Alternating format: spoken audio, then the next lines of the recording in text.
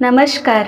UK Marathi story वर्ल्डमध्ये तुम्हा सर्वांचं मनपूर्वक स्वागत आहे. कथा आवडत असल्यास कथेला लाईक करा, कमेंट सेक्शनमध्ये जाऊन स्वाईप करून हाईप बटन दाबा, कथा शेअर करा आणि चॅनलला नक्की सबस्क्राईब करा.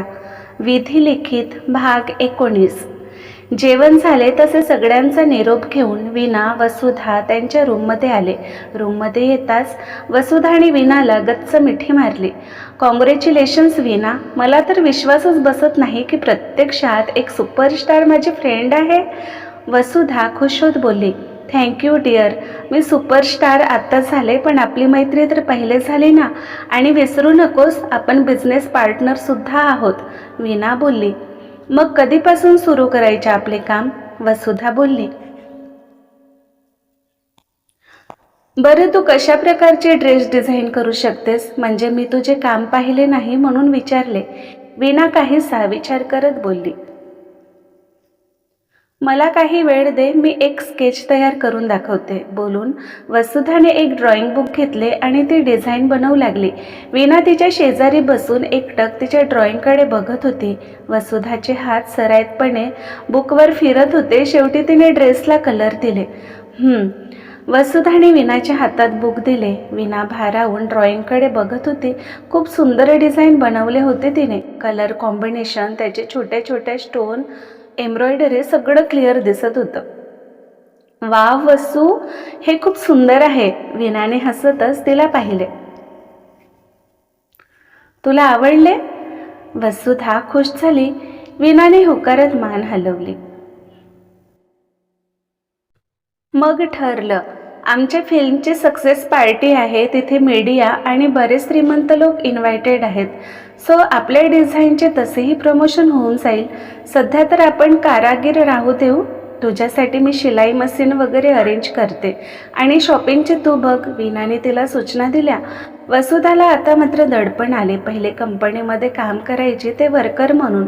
कोणीतरी मोठा डिझायनर डिझाईन करून द्यायचा आणि हे वर्कर कपडे शिवून द्यायचे. फार तर तिने नॉर्मल कपडे डिझाईन केलेले, पण आज चक्क एका सुपरस्टारचे कपडे डिझाईन करणे म्हणजे आता तिच्या टॅलेंटची खरी परीक्षा होती. एवढी टेन्शन घेऊ नको, सगळं ठीक होईल. आणि एवढ्या पॉप्युलर व्यक्तीने कसेही कपडे जरी घातले तरी ते फॅशन बनत असते. वीणा डोळे मिचकावत बोलली. तसे वसुधा खुदकन गालात हसली. एक बँक्वेट हॉल, सगळीकडे लाईटाचा झगमगाट. एक एक करून फिल्म प्रोड्युसर, डायरेक्टर, को स्टार, मनीष झा, त्यांचे इन्व्हेस्टर सगळे उपस्थित झाले. पण सगळ्यांच्या नजरा मात्र गेटवर खिळलेल्या. मनीष सर, पहिले तर तुमचे सगळ्यांचे अभिनंदन. तब्बल 10 वर्षाने तुमच्या फिल्मने कमाल दाखवली. कसं फील होत आहे? एका रिपोर्टरने विचारले. ऑफकोर्स, मला प्राऊड फील होत आहे. वीणा मराठे आमच्या कंपनीची लकी चार्म आहे. आणि येस, ती खूप चांगली ॲक्टर आहे. तिच्यामुळेच आज आपण सगळे इथे जमले आहोत. मनीष हसत बोलले. डायरेक्टर परेश, वीणा मराठेसोबत काम करण्याचा तुमचा अनुभव कसा होता? जसे मनीषने सांगितले, वीणा चांगली ॲक्टर तर आहेच, पण खूप हुशारही. कदाचितच तिच्या एवढी मेहनत कोणी घेत असेल. तिचे प्रत्येक डायलॉग तिला पाठ आहेत. प्रॉम्प्ट एखादी वेळेसच करावे लागायचे. कामाच्या बाबतीत तिची निष्ठा, तिचे समर्पण, हँड्स ऑफ हर. त्याच्यामुळेच आपली ही मूव्ही खूप कमी दिवसात तयार झाली. बाकी प्रेक्षकांनी भरभरून प्रतिसाद दिले, त्याबद्दल त्यांचे खूप खूप आभार. परेश हसत बोलले. पण मनीष सर, तुम्ही बोलले होते वीणा मॅम आज येतील, मग ते अजून आल्या नाही का? एका रिपोर्टरने न राहावून विचारलेच. मनीषने लगेच त्यांच्या असिस्टंटला खुणावले. त्याने वीणाचा नंबर डायल केला. थोडा वेळ बोलून त्याने कॉल कट करून मनीषच्या कानात काहीतरी सांगितले. ती ऑन दी वे आहे. मनीष हसत बोलले. सगळ्यांना आता वीणाला बघण्याची घाई झालेली. ती फिल्ममध्ये जेवढी सुंदर दिसते ती रिअलमध्ये कशी दिसत असावी. तेव्हाच एक कार एंट्रन्सवर थांबली. त्यातून एक पाय बाहेर आला. सगळे डोळे मोठे करून तिकडे बघू लागले. सगळीकडे अगदीच पिनड्रॉप सायलेंट. तिला बघताच खुद्द मनीष झा लगबगीने तिला रिसीव्ह करायला गेले. त्याने तिच्या पुढ्यात हात केले तसे वीणाने त्यांच्या हातात हात देत कारमधून उतरली. लुकिंग ब्युटिफुल, मनीषने कॉम्प्लिमेंट दिली. रोज ओव्हरटोन पर्ल कलरचा प्लेन 1 स्ट्रीप लॉंग गाऊन, त्यावर डिझाईन श्रग, गळ्यात मोत्यांचे पेंडंट असलेली नाजूक चैन, कानात मोठे पर्ल झुमके, कर्ली केसांना स्ट्रेट करून मोकळे सोडले होते, चेहऱ्यावर ग्लॉसी मेकअप, पायात हिल्स, ओठावर तिची क्यूटसी स्माईल. खूप सुंदर दिसत होती वीणा. कुठलेही अंगप्रदर्शन नाही, तरीही तिचे सौंदर्य सगळ्यात उठून दिसत होते. Thank you sir. वीणाने हसून त्यांचे आभार मानले. वीणा मनीष झा सोबत रेड कार्पेटवरून चालू लागली तसे कॅमेऱ्याचे फ्लॅश लाईट एका पाठोपाठ एक त्यांच्यावर पडू लागले.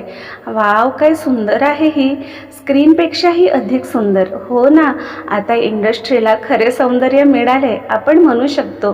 सगळ्या हिरोईनला लुकिंगच्या बाबतीत टफ फाईट देईल ही. तिचे ड्रेस पाहिलेस, किती क्लॉसी आणि सोबर आहे, कुठलेही अतिरेक नाही, अगदीच परफेक्ट ड्रेस चॉईस. किती एक्सपेन्सिव्ह दिसत आहे, कोणी फेमस डिझायनरने डिझाईन केले असेल. अरे भाई, अखेर आजची स्टार आहे ती. एसआरने चांगले खर्च केलेले दिसत आहे. असे एक ना अनेक चर्चांना उधाण आले. आत उपस्थित असलेले सगळे लोक फक्त तिच्यासाठी जमले ही भावनाच खूप सुंदर होती. सगळ्यांच्या डोळ्यात कुतूहल. वीणा सगळ्यांकडे बघून हलकी स्माईल करत आत गेली. वीणाचा थोडा वेळ फोटोशूट झाला. मग रिपोर्टरने तिला प्रश्न विचारायला सुरुवात केली. वीणा मॅम, तुम्ही खूप सुंदर दिसत आहात. तुमच्या सुंदरतेचं काही रहस्य? एका लेडी रिपोर्टरने विचारले. तशी वीणाच नाही तर सगळेच घालत हसले. बायकांचा कॉमन प्रश्न, पण तरीही सगळे उत्सुकतेचे उत्तर ऐकायला. सगळ्यांच्या डोळ्यात तिच्याविषयी फक्त आदर होते. तिचा ड्रेसिंग सेन्स म्हणा की फिल्ममध्ये रोल, सगळ्यांच्या मनावर वेगळीच छाप पडली होती. नियमित एक्सरसाइज, भरपूर पाणी प्या, पौष्टिक आहार आणि सगळ्यात महत्त्वाचे खूप सारी झोप घ्या. वीणाने हसतच उत्तर दिले. असे करत वीणाचा छान इंटरव्ह्यू झाला. मैम, लास्ट क्वेश्चन, आपका ये ड्रेस किसने डिज़ाइन किया? इंडस्ट्री के किसी बड़े डिज़ाइनर ने डिज़ाइन किया है क्या? एका रिपोर्टर ने विचारले. नहीं, ये न्यू डिज़ाइनर है, उसका खुद का ब्रँड है, वॅब. वीणाने सांगितले. एकीने वीणाला तिच्या ड्रेसला टच करण्याची रिक्वेस्ट केली. वीणानेही लगेच होकार भरला. Wow, it's so cool and comfortable. Ma'am, हा डिझायनर तुम्हाला कुठे भेटला? ती रिपोर्टर आश्चर्याने बोलली. वीणाने वसुधाविषयी सांगायचे टाळले.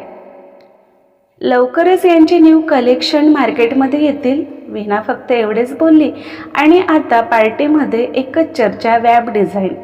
वीणा सगळ्यांना धन्यवाद बोलून मनीष, परेश जिथे होते तिकडे गेली. अरे वीणा, ये इकडे, यांना भेट. हे डायरेक्टर पारेख आहेत. यांनी एक नवीन रोल ऑफर केले तुझ्यासाठी. तू ठरवायचेस लीड रोल घ्यायचे की सेकंड. आणि हो, सगळ्यात महत्त्वाचे, शनाया या फिल्मसाठी ऑडिशन देणार आहे. बघ, चांगली संधी चालून आली तुला. तू लीड रोल घेतलेस आणि शनाया ऑडिशन क्लिअर झाले तर सेकंड लीड तिला मिळेल. मनीषने तिला माहिती दिली. आणि माझे ऑडिशन? वीणाने आश्चर्याने विचारले. उसकी कोई ज़रूरत नहीं, डायरेक्टर परेश ने आपके बारे में हमें सब बता दिया. मिस्टर पारेख हंसून बोलले. ओके, देन मैं सेकंड लीड और मेन लीड दोनों स्क्रिप्ट देखना चाहूँगी. वीणा हसून बोलली. ती शनायाला चांगलेच ओळखून होती. तिच्या फिल्मला बेट केले म्हणून तिला वीणाचा राग असेलच आणि ती कुठल्याही स्तराला जाऊ शकते. ती अजूनही शनायाने विनाकारण तिला मारलेले विसरले नव्हते. शुअर, पारेख हसले. पार्टी संपली तसे वीणा तिच्या फ्लॅटवर आली. पुरतीच थकलेली ती. सारखे उभे राहा, कॅमेऱ्यामध्ये हसत बघा, फोटोशूट, परत आलेले सगळे पाहुण्यांशी बोला, नुसता वैताग. वीणाने पर्समधून चावी काढून लॉक उघडून आत आली. लाईट ऑन करून तिने दरवाजा लावून घेतले. थकलेली ती मान मागे टेकून सोफ्यावर बसली. पाणी? अगदीच जवळून एक आवाज आला तसे वीणाने घाबरून डोळे टक्क उघडत शेजारी पाहिले. चेहऱ्यावर मास्क लावलेला, तेच त्याचे निळे डोळे, सोफ्यावर आरामात बसून असलेला तो. त्याला बघताच तिच्या चेहऱ्याचा रंग उडाला. VR सर, तुम्ही? वीणा घाबरून उभीच झाली.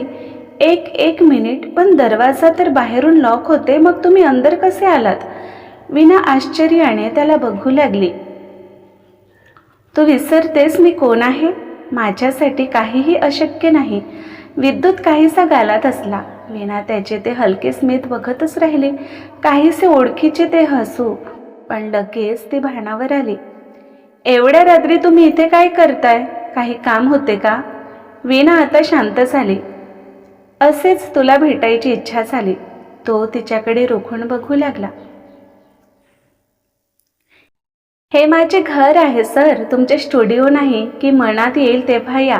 आणि कोणाला कळले की खुद्द VR एंटरटेनमेंटचे मालक एका मुलीच्या घरी, त्या मुलीच्या घरी जिला खुद्द VRने तिच्या पास्टवरून त्यांच्या स्टुडिओमधून अपमानित करून काढले. वीणा तिरकस हसत त्याला बघू लागली. तसे त्याच्या डोळ्यात काहीसे गिल्ट उतरले. जा सर, तुमच्या घरी जा. माझ्यासारखे शरीर विकणाऱ्या मुलीशी बोलून तुमचे स्टँडर्ड कशाला घालवताय?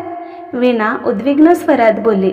वीणा, आय एम सॉरी, मला तसे बोलायला नको होते. विद्युत बोलला.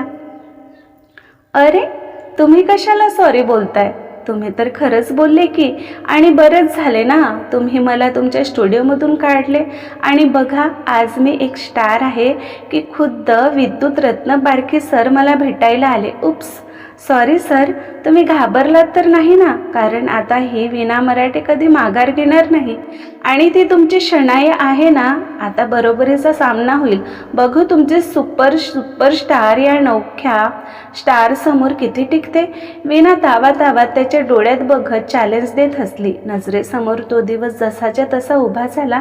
पूर्ण दिवस ती एका ठिकाणी बसून होती. सगळे क्रू मेंबर त्या दिवशी तिच्याकडे दुर्लक्ष करत होते.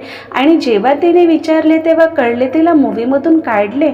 विद्युतने केलेला तिचा अपमान कशी विसरणार होती ती? शनायाचे ते तिला पदोपदी अपमानित करणे, आता सगळ्यांचा हिशोब करणार होती ती. एवढ्या दिवस मनात दाबून ठेवलेला राग ती आज पहिल्यांदा त्याच्या समोर काढत होती. तिचे डोळेही भरून आले.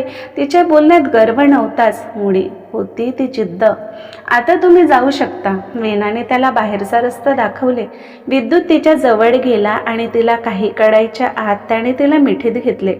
माझी हीच इच्छा आहे की तुझा आणि शनायाचा सामना व्हावा. तू खूप पुढे जावेस, एवढे की देशातच नाही तर विदेशातही तुझे नाव चमकावे. त्याचा ओळखीचा स्वर आणि वीणा काही काळ स्तब्ध झाली. ज्वाला सर, ती हलके सोटात पुटपुटली. त्याची मिठी घट्ट झाली तसे ती भानावर आली. सर, काय करताय तुम्ही? सोडा मला. वीणाने त्याला धक्का दिले. तसे तो दूर झाला, पण त्याला बघून तिला धक्का बसला. कारण आता त्याच्या चेहऱ्यावर मास्क नव्हते, पण डोळे निळे होते. ज्वाला सर, तुम्ही म्हणजे तुम्ही आणि विद्युत सर? वीणा अजूनही गोंधळून त्याला बघू लागली. येस क्युटी पाय, मी विद्युत, मीच ज्वाला, तुझा ज्वाला. विद्युत हसतच बोलला, पण त्याचे डोळे भरून आले. वीणासाठी हे सगळं खूप धक्कादायक होते. विद्युत आणि ज्वाला एकच आहेत ही गोष्टच मुळी मनाला पटण्यासारखी नव्हती. नजरेसमोर ज्वालाचे ते पागलपण, तिची काळजी घेणे, तिचा बर्थडे सेलिब्रेट करणे, सगळेच दृश्य तरळले. त्याला तिचे सत्य कळले तर तो तिचा तिरस्कार करेल माहीत होते तिला, आणि झालेही तसेच. पण तिने कधी त्याचा तिरस्कार केला नव्हता. त्याच्यासोबत घालवलेले थोडेसेच का असेना, पण ते क्षण खूप खास होते तिच्यासाठी. नेहमीच लोकांच्या किडसवाने नजरा झेलणारी तिने त्याच्या नजरेत फक्त प्रेम, आपुलकी पाहिले होते. भलेही ती स्ट्रगल करत होती, दिवसरात्र मेहनत करत होती, पण हे एक कारण होते स्वतःला कामात बिझी ठेवण्याचे की खाली वेळात त्याच्या आठवणी तिला चढायच्या आणि स्वतःला सावरणे खूप कठीण होऊन जायचे तिला. पण मग आज तब्बल 1.5-2 वर्षांनी ते तिला का भेटायला आले? वीणाच्या मनात विचार चमकून गेला. तसेही विद्युत आणि शनायाच्या एंगेजमेंटची बातमी तिलाही कळली होती. तुम्ही इथे का आलात सर? तुमच्या फियांसेला कळले तुम्ही इथे आहात तर तुमच्या रिलेशनमध्ये प्रॉब्लेम येतील. आता वीणाचा चेहरा अगदीच निर्विकार होता. मला कशाचीही काळजी नाही क्युटीफाय. विद्युत बोलला. सर प्लीज, मी तुमची क्युटीपाय नाही. वीणा वैतागून बोलली. खरं बोललीस, तू फक्त माझी क्युटीपाय नाहीस, माझी वाईफ, माझी लाईफलाईन आहेस. खूप शोधले तुला स्वीटी, कुठे निघून गेली होती? विद्युतने परत तिला मिठीत घेतले. त्याने हळूच तिच्या कपाळावर ओठ टेकवले. त्याचे डोळे आपसूक बंद झाले. ते जवळ आहे या विचारानेच त्याला उभारी आली होती. त्याच्या डोळ्यातून एक थेंब गालावर ओघळलास, पण त्याचे शब्द तो आला तेव्हापासून नुसते धक्क्यावर धक्के बसत होते तिला. वाईफ? वीणा शॉक होत त्याला बघू लागली. Yes, you are my legal wedded wife. एकदा चूक केली तुला माझ्या दूर करून, पण आता मी तुला कुठेही जाऊ देणार नाही. विद्युत काहीसा गालात हसला. तुम्ही वेडे आहात का सर? काही काय बोलताय? वीणा घाबरलीस. म्हणजे ना लग्न झाले दोघांचे, ना दोघात प्रेमाचे नाते होते, तो असे कसे बोलू शकतो? येस, वेडा आहे मी, फक्त तुझ्यासाठी. विद्युतने तिच्या गालावर हात ठेवून तिच्या डोळ्यात पाहिले. नाही, हे चूक आहे. तुम्हाला माझे सत्य माहीत आहे. मी तुमच्या लायक नाही सर. प्लीज तुम्ही निघून जा आणि परत कधी माझ्या आसपास भटकू नका. माझ्यामुळे तुमच्यावर कोणी बोट उचलावे मला नाही आवडणार. वीणा आता पॅनिक झालेली. तू पहिलेही माझ्या लायक होती आणि आत्ताही आहेस, कारण तू प्युअर सोल आहेस आणि माझे तुझ्यावर खूप प्रेम आहे. प्लीज क्युटी पाय, मला एक संधी दे. आय नो मी तुझ्यासोबत जे वागले ते माफीलायक नाहीच, पण तेव्हा मी खरंच मजबूर होतो. पण आता कोणी काहीही बोलू दे, मी माघार घेणार नाही. विद्युत बेचैन होत पुटपुटला. प्लीज सर, तुम्ही इथून निघून जा. मी तुमच्यासाठी बनलेले नाही. का स्वतःला आणि मला त्रास देत आहात? माझ्यासोबत तुमचे भविष्य नाही. आता कुठे जगायला शिकले, मला जगू द्या सर. वीणाने रडतच त्याच्यासमोर हात जोडले. तिला परत तेच बोलताना खूप यातना होत होत्या. आपण एकमेकांसाठीच बनले आहोत क्युटी पाय, आणि तू एकटी नाही तर आपण सोबत जगणार. तुझी इच्छा आहे ना मी जावे? ठीक आहे, आता जात आहे, पण तुझ्या आसपासच असेल. बाय. आणि हो, खूप खूप अभिनंदन. त्याने हळूच तिला मिठीत घेतले. तिच्याजवळ त्याचे मन अगदी शांत झाले होते. तिला सोडून जायची तर त्याची इच्छा नव्हती, पण जाणे भाग होते. परत तिच्याजवळ येण्यासाठी त्याने हळूच तिच्या कपाळावर ओठ टेकवले. काळजी घे तुझी, बोलून तो लगेच बाहेर निघून गेला. तर वीणा धापकन सोफ्यावर बसली. 2 वर्षांनी तेच काळजी, तेच प्रेमाने भरलेले शब्द. तिच्या आयुष्यात सगळं तर होते, आता तर पैसा आणि प्रसिद्धीही, पण नव्हते ते फक्त प्रेम. एक हक्काचा माणूस ज्याच्या मिठीत ती तिचे सगळे टेन्शन विसरून जाईल, त्याच्या मिठीत शिरून ती मनसोक्त रडू शकेल. विद्युत चेहऱ्यावर हलकी स्माईल घेऊन घरी आला. हॉलमध्ये शनाया, वामिनी काहीशा टेन्शनमध्ये बसून होत्या. त्यांनी न्यूजवर वीणाला पाहिले होते. त्यांना काळजी वाटत होती की विद्युत परत तिच्याकडे नको जायला. तर शनायाने आज डिनर डेट प्लॅन केले होते आणि बरेच रात्र होऊन तो आला नाही, याचा राग तिला आला होता.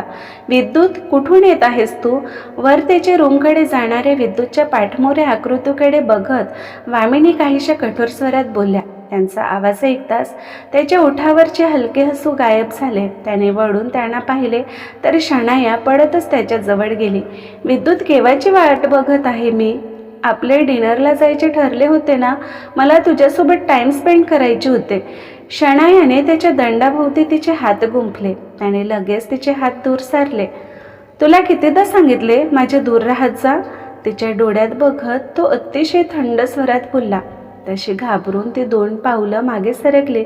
असं का बोलतोस विद्युत? ती होणारी बायको आहे तुझी. वामिनी पुढे येत त्याला समजावत बोलल्या. विद्युत फक्त निर्विकार त्यांना बघत होता. त्यांचा आवाज ऐकून ओजस, कुलदीप त्यांच्या रूमच्या बाहेर आले. शनाया आणि वामिनीला सोबत बघून ते काय समजायचे समजून गेले. विद्युत, तू जा तुझ्या रूममध्ये. वामिनीकडे जळजळीत कटाक्ष टाकून कुलदीप बोलले. तसा विद्युत कोणाकडेही न बघता त्याच्या रूममध्ये गेला. त्याच्या पाठोपाठ ओजसही. शनाया हातांच्या मुठी आवडून घेत त्याला जाताना बघतच राहिली. तीही पायी आपटून तिच्या घरी निघून गेली. कुलदीप हाताची घडी घालून वामिनीच्या पुढ्यात उभे झाले. जबरदस्ती विद्युतची एंगेजमेंट करून तुझे समाधान नाही झाले का? की आता त्याने शनायासोबत जबरदस्ती टाईम स्पेंड करावे अशी तुझी इच्छा आहे? कुलदीप त्यांच्याकडे रोखून बघू लागले. तर काय वाईट केले मी? शनाया त्याची होणारी बायको आहे. दोघांनी एकमेकांना समजून घेतले पाहिजे, एकमेकांसोबत वेळ घालवली पाहिजे. पण विद्युत सारखाच टाळत असतो. वामिनी वैतागून बोलल्या. तुला खरंच वाटते विद्युतने शनायासोबत लग्न केले तर तिचा स्वीकार करेल आणि दोघांनी एकमेकांसोबत टाईम स्पेंड करावे हे तुला आजच कसे सुचले? की घाबरलीस तू वीणा परत आली तर विद्युत तिच्या जवळ जाईल? कुलदीप काहीसे हसून बोलले. वामिनी अस्वस्थ त्यांना बघू लागला. तू कितीही प्रयत्न कर वामिनी, जर त्यांच्या आयुष्याची दोरी विधात्याने एकमेकांसोबत बांधली असेल तर तू त्यांना वेगळे करू शकणार नाहीस. कुलदीप त्यांच्याकडे बघून रूममध्ये निघून गेले. वामिनी मात्र रागाने थरथरत तिथे उभ्या होत्या. विद्युत फ्रेश होऊन बाथरूमच्या बाहेर आला तर सोफ्यावर बसून असलेल्या ओजसवर त्याची नजर पडली. जणू त्याच्या बाहेर येण्याचीच वाट बघत असावा. भाई, भेटलास तू वीणाला? काय बोलली? तिने तुला माफ केले का? ओजस एकावर एक प्रश्न विचारत सुटला. तसे त्याच्या नजरेसमोर वीणाचा केविलवाणा चेहरा आला. ते लगेच माफ नाही करणार ओजस, आणि माझी तशी अपेक्षाही नाही. पण डोंट वरी, मी तिला म्हणवेल. विद्युत काहीसा गालात असला. जवळपास 2 वर्षांनी त्याचा भाई आज हसत होता. त्याचे डोळे हलकेच पाणावले. तुला जे योग्य वाटेल ते कर, पण यावेळी तिला एकटे सोडू नकोस. ओजस काहीसा गालात हसला. बरं भाई, आज तू वीणाला पाहिलेस? टीव्ही न्यूजवर आज तेच झळकत होती. किती सुंदर दिसत होती ती. ओजसची बडबड सुरू झाली, पण विद्युतने तिला नीट पाहिलेच नव्हते. तो नाराजीत त्याच्या शेजारी बसला. ओजसने फुटेज प्ले केले तर विद्युत एकटक तिला बघत होता. एक वेगळीच चमक, वेगळाच आत्मविश्वास झळकत होता तिच्या चेहऱ्यावर. तेच तिला अधिक अट्रॅक्टिव्ह बनवत होते. थोडा वेळ थांबून ओजस त्याच्या रूममध्ये गेला तर विद्युत बेडवर आडवा झाला. त्याने वीणाला गुड नाईट मेसेज पाठवले. पाठोपाठ एक PDF फाईल. गालात हसतच त्याने डोळे मिटले तर इकडे वीणाच्या डोळ्यावरची झोप मात्र कुठल्या कुठे पडून गेली होती. ते डोळे मोठे करून एकटक मोबाईलकडे बघत होते क्रमशः. तर आजचा भाग कसा वाटला कमेंटमध्ये नक्की सांगा. लवकरच भेटू पुढील भागात. नमस्कार.